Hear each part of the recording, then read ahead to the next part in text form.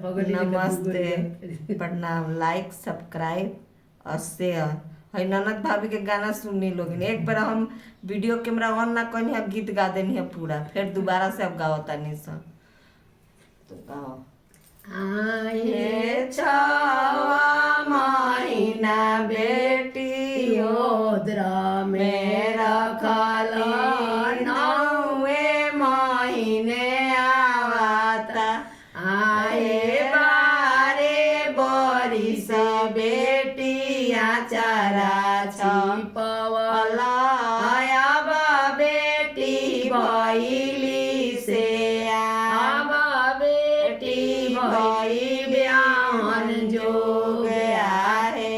अंगना बहरई त चेरिया लौरिया, राजा गु खबर जाना आहे। अंगना बहरई त चेरिया लौरिया, राजा गु खबर आए। सभावा बैठल रौरा राजा बढ़ैता, रानी जी के पड़ेला हंकार। रानी सभावा बैठल रौरा राजा जी बढ़ैता, रानी जी के पड़ेला हंकार।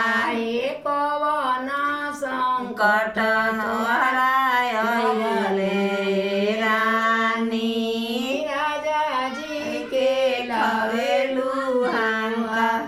आए कवन संकट तोहरा लगले हो रानी, राजा जी के लवेलू।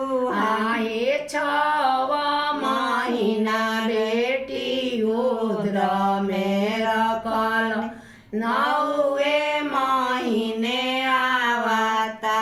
आए बारे बरिस बेटी आचारा छपवली, अब बेटी भइली से आन। आए बारे बरिस बेटी आचारा छपवला, अब बेटी भइली से आए। उठो बेटी सीता पिसना हरदिया, हरद चराई तो हे देम आए। उठ बेटी सीता पिसना हरदिया, हरद चराई तो हे आहे। काहे लागी आमा गंगा नहैलू,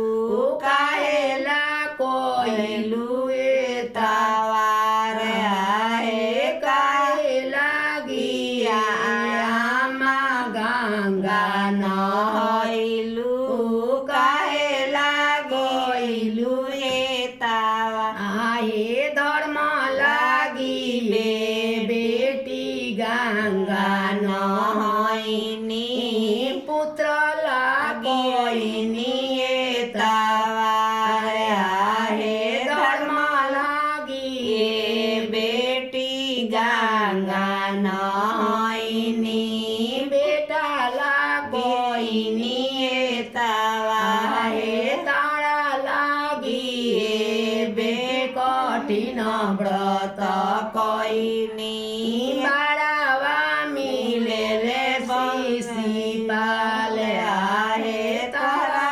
लागी बेटी कठिन व्रत कइनी, बाड़ावा मिलेले शिशि आए। तारा लागी आमा शिशिपाल दुलरुआ, मोरा लागी असुर गुलाम आहे। तारा लागी चाची शिशिपाल दुलरुआ, मोरा लागी असुर गुलाम।